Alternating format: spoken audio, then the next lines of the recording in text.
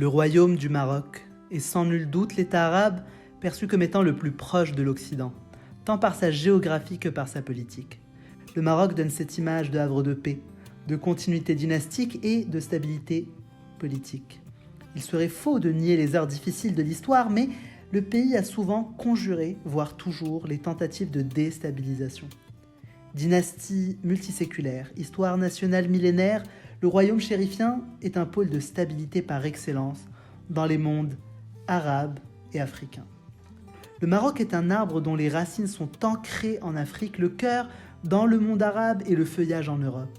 Telle était la maxime de feu Sa Majesté le roi Hassan II, qui reste plus que jamais d'actualité. Le Maroc est géographiquement original.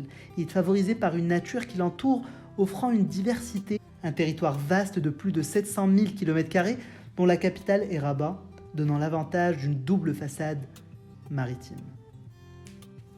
Le Maroc, accroché comme un cil au continent européen par le nord et par son climat méditerranéen.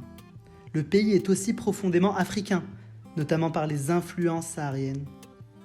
C'est une terre d'échange, de diversité, de contact et de contraste. L'historien et géographe Jean Despois soulignait que c'est un pays d'affinité beaucoup plus européenne qu'africaine, quand Emmanuel de Martonne, par exemple, mettait plutôt en exergue qu'au Maroc se soudent et s'affrontent l'Afrique proprement dite et l'Europe. Vers l'est, géographiquement parlant, le Rif et l'Atlas, qui forment naturellement une frontière difficilement franchissable avec le reste du Maghreb. Le couloir reliant le Maroc aux voisins algériens est long et étroit, difficilement praticable. Plus au sud, les hauts plateaux, puis le Sahara, rendent la communication physique quasi impossible. Au-delà de toute composante politique et dans un contexte purement géographique et géologique, si j'ose dire. C'est un pays tourné vers le grand large. Le Maroc, c'est 3500 km de côte, cerné par une masse désertique, mais également par des montagnes vers l'est, qui apparentent le pays presque à une île d'un point de vue structurel. Le Maroc, un pays qui fait rêver avec ses paysages pittoresques, ses belles plages, son histoire millénaire et la sécurité qu'il offre pour un dépaysement total à proximité de l'Europe. Le mindset du Maroc plaît à l'international, car prônant la tolérance vis-à-vis des autres religions et ethnies. Le pays est de loin la destination africaine la plus visitée, et particulièrement depuis 2017. Mais qu'est-ce qui engendre cette sympathie du reste du monde envers le Maroc ? Au-delà de la beauté intrinsèque du pays, ce qui est absolument étonnant, c'est sa capacité d'avoir un rapport d'égal à égal, sans lien direct à son poids économique réel, avec les grandes puissances. Les États-Unis, la Chine, la Russie, ou encore le Japon, la Corée, le Brésil, et enfin sa capacité à négocier sans aucun malaise post-colonial avec la France ou l'Espagne, fait extrêmement rare dans les relations bilatérales entre ex-colonisateurs et anciens colonisés. La réponse se trouve également dans les paroles sages de feu Jacques Chirac, qui disait en 2003 devant le Parlement marocain « Grâce à la sagesse des souverains du Maroc, à l'excellence de ses élites, le Maroc a établi et monté des relations apaisées avec d'autres mondes. » La question du Sahara est profondément ancrée dans le Maroc et dans les cœurs des Marocains. Celle-ci exclut toute amitié. Des amitiés qui sont remises en cause quand il y a opposition à l'intégralité territoriale du royaume chérifien.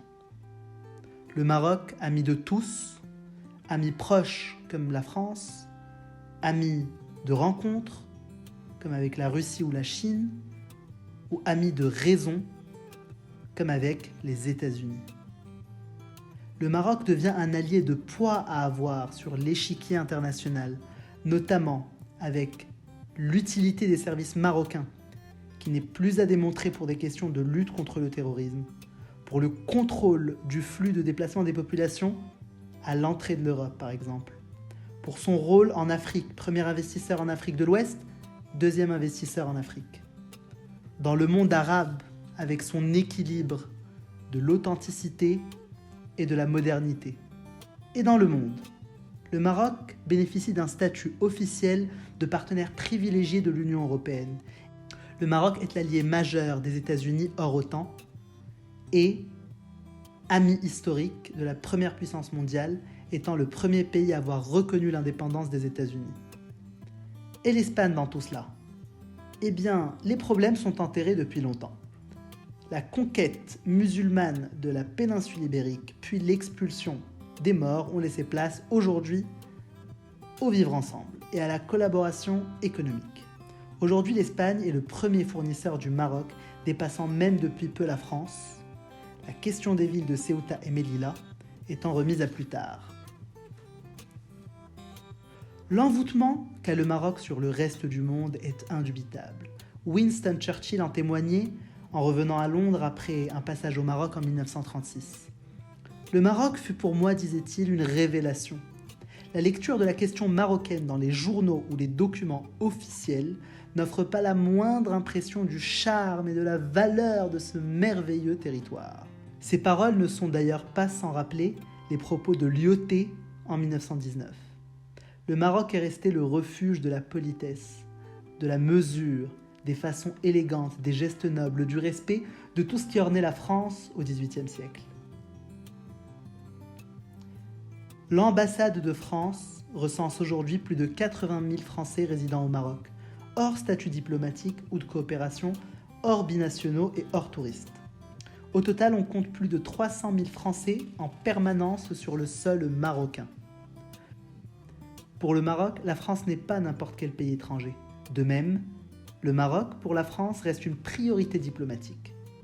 Le poste d'ambassadeur à Rabat est classé juste après Berlin, Washington, Moscou, Bruxelles et Londres. La France est le premier défenseur du Maroc en Europe.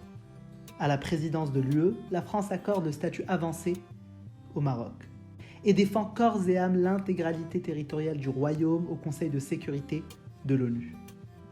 À titre d'exemple anecdotique, selon Jean-Yves Le Drian, la France a délivré en 2018 plus de 400 000 visas à des Marocains en faisant de la communauté marocaine la deuxième population bénéficiaire dans le monde des visas, chiffre en hausse chaque année. Ceci est le premier épisode du podcast sur le Royaume du Maroc.